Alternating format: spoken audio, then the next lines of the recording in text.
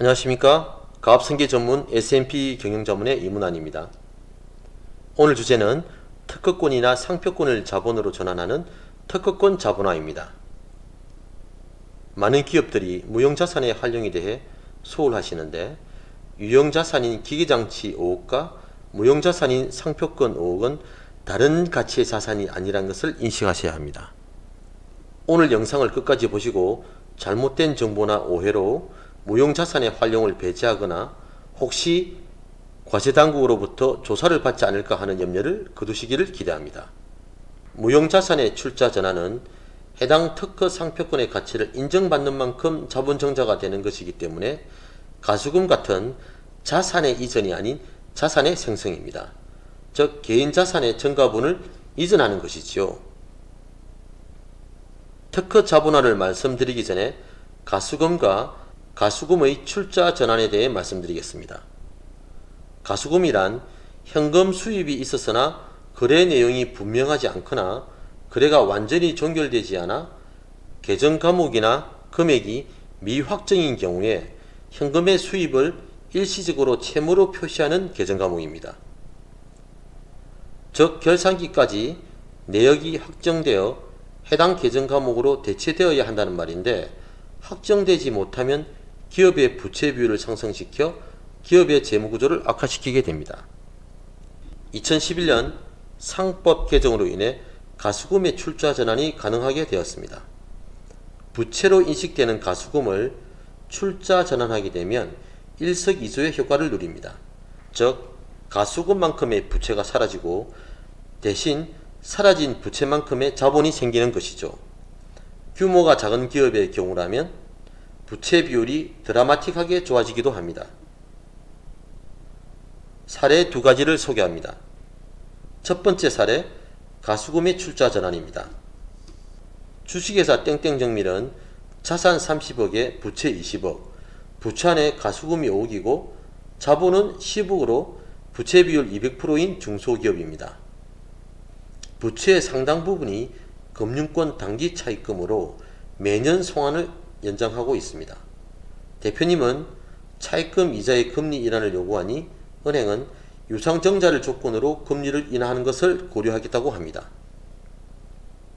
가수금의 출자 전환으로 인한 효과를 보여드리겠습니다. 자산 30억으로 변동이 없으나 부채 20억 중 가수금 5억이 자본으로 전환되어 부채가 15억으로 감소했고 자본이 15억으로 증가하여 부채 비율이 100%인 재무구조가 완성됩니다. 부채 5억이 자본 5억으로 전환됨에 따라 부채와 자본이 동일하게 되었습니다. 이렇게 기업의 재무상태가 개선됨에 따라 금리 인하 요구권의 신청 자격이 되어 금리까지 내리게 됩니다. 기업 대출의 경우 은행마다 적용 조건은 다르지만 대체로 재무상태가 개선되거나 신용상태가 좋아지거나 특허 취득 등의 경우에 금리 인하 요구의 자격이 될 수 있습니다. 참고로 금리 인하 요구권은 2019년 법제화되어 실행되고 있는 제도로서 소비자의 권리입니다. 두 번째 사례, 상표권의 출자 전환입니다. 땡땡냉동 주식회사는 대표님이 보유하고 계신 상표권을 현물 출자하신 경우입니다. 땡땡냉동 주식회사는 최근에 임대공장에서 자가공장으로 이사를 오셨는데 대부분의 공장 인수대금을 금융권의 담보로 자금을 마련하셨습니다. 자가공장을 갖춤으로 임대공장에서 경영하던 시절보다 더 많은 금융비용이 발생하게 됩니다. 그래서 부채 비율을 개선할 계획으로 대표님 개인이 가지고 있던 상표권을 법인에 출자를 하게 됩니다. 상표권의 가치를 평가하고 법인에 양도하여 그 양도 대가만큼 법인의 자본이 늘어나게 됩니다. 처음에는 대표님이 보유하고 계신 아파트를 현물 출자를 하여 자본을 증가시키려 하였습니다. 부동산 현물 출자와 특허 상표권의 현물 출자가 특히 다른 점은 특허 상표권의 양도는 기타 소득으로 처리가 되어 60%를 필요경비로 인정공제하고 40%만 소득이 합산된다는 것이죠. 반면 부동산은 양도 처리되어 부동산의 보유기간과 종류에 따라 수익이 크면 매우 부담스러운 금액이 개인에게 과세된다는 데 있습니다. 특허권과 상표권이 얼마나 활용 가치가 높은지 실감이 나십니까? 가수금도 결국 대표님의 개인 자금을 넣는 것 아닙니까? 즉 대표님 개인 자금이 투입되는 가수금의 출자 전환이 자산의 단순 이전이라면 무용자산의 출자 전환은 해당 특허 상표권의 가치를 인정받아 그 가치만큼 자본증자가 되는 것이기 때문에 자산의 이전이 아닌 자산의 생성입니다. 특허 상표권도 현금, 토지, 건물, 기계장치 같은 자산과 마찬가지인 자산인 것입니다. 이 점을 잊지 마시기 바랍니다. 특허권과 상표권의 법인 출자 전환의 과정을 간단하게 말씀드리겠습니다.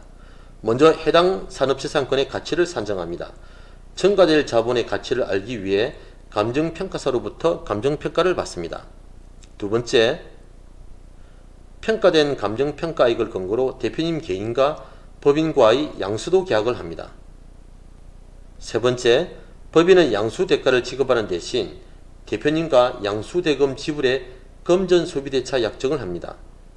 네 번째, 약정된 금전소비대차 약정을 근거로 계정별 원장 및 거래처 원장 등 가수금을 확정합니다. 다섯 번째, 이사회 및 주주총회를 통해서 가수금의 출자 전환을 결의합니다. 여섯 번째, 법인 등기부등본, 재무제표, 주주명부에 반영합니다. 이렇게 산업재산권의 출자 전환이 되어 부채 비율이 개선되는 것이지요. 가수금의 출자 전환과 달리 특허권 상표권의 출자 전환은 법인 자산으로 들어온 산업재산권은 각 7년 5년간 감가상각이 되어 법인세 절감 효과까지 누립니다.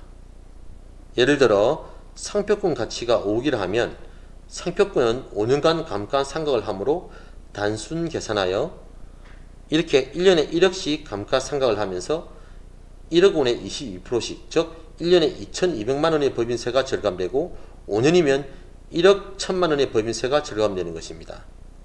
다시 말씀을 드리지만 단순 계산이라는 점을 알아주십시오. 게다가 자본에 관한한 가장 민감한 업종 중의 하나인 건설업에서도 건설업 진단 지침 제24조를 보면 원칙상 무형자산은 부실자산으로 해당되어 실질자본에서 제외하게 되어 있지만 특허권, 상표권 등은 예외적으로 실질자산으로 인정받는 무형자산입니다. 건설업의 기업진단보고서의 실질자본이란 실질자산에서 부실자산을 차감한 자산입니다. 즉 실질자산이 커지면 실질자본이 커지고 부실자산이 커지면 실질자본은 작아지고 그렇게 하여 등록기준이 미달하게 되면 영업정지를 받게 됩니다. 참고로 건설업 진단에서의 가장 흔한 부실자산은 가지급금입니다. 그래서 정리하자면 기업은 가수금의 출자 전환, 특허 상표권의 출자 전환으로 정자하여 부채 비율을 개선합니다. 그리고 개선된 기업 재무로 금리 일환을 신청하죠. 특허 상표권 등으로 출자 전환하는 경우에 감가상각하여 법인세도 절감합니다. 특히 건설업의 경우에는 특허권, 상표권은 기업진단서에서도 실질자본으로 인정받습니다. 그리고 특허권, 상표권 등으로 가지급금을 해결하는 것이죠. 이 내용을 그림으로 보여드리면 이런 순서로 비용을 절감하여 순이익이 증가하면 금리가 떨어져 기업 재무가 튼튼해지고 다시 순이익이 증가하여 기업 재무가 선순환하는 것입니다. 특허 상표권 출자 전환의 긍정 효과가 느껴지십니까? 그래서 제목에 권리 위에 잠자는 자, 보호받지 못한다고 언급한 것입니다. 다만 이런 매력적인 실행들은 원리는 단순할 수 있지만 매우 숙련된 전문가들에 의해서 실행되는 것이 바람직합니다. 왜냐하면 실행 곳곳에 변수들이 튀어나오거나 실행 후 사후 관리에도 전문성이 따르기 때문입니다. 특허권 상표권의 활용은 평소에 기업의 재무구조 개선 및 이익 창출에 많은 관심을 가지신 대표님들만이 실천할 수 있는 선물입니다. 오늘은 특허권, 상표권의 출자 전환, 즉 특허 자본화, 상표 자본에 대해 알아보았습니다. 도움이 되시기를 기대하며 더 좋은 영상으로 다시 만나겠습니다. 가압승계 전문 S&P 경영자문의 윤문환이었습니다. 감사합니다.